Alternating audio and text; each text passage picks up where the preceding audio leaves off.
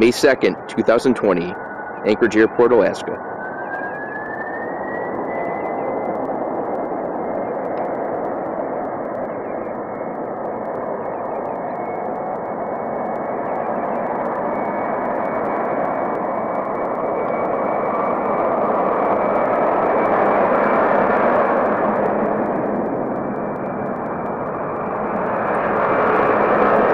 Seven 400 taking off right now.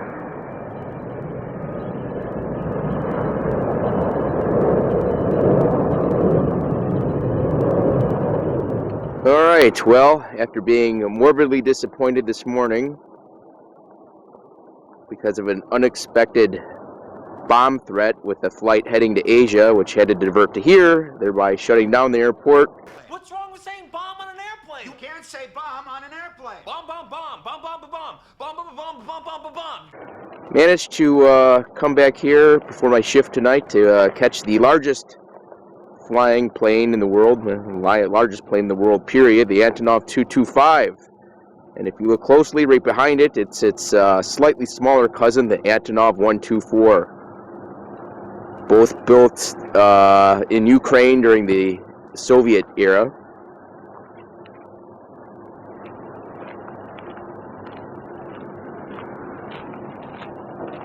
Arrived just before 3 p.m. this afternoon. Originally scheduled to arrive here just before 11 a.m. this morning. Diverted up to Fairbanks.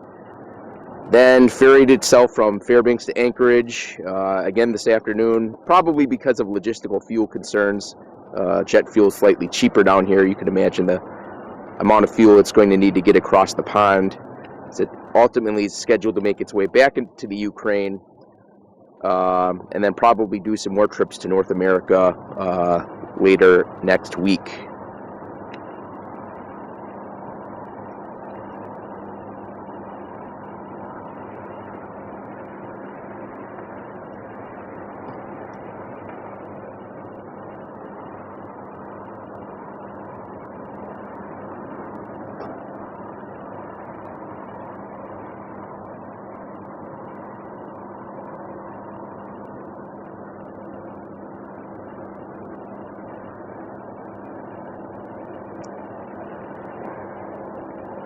Six engines, 7 sets of tandem wheels for a maximum takeoff weight of 1.4 million pounds.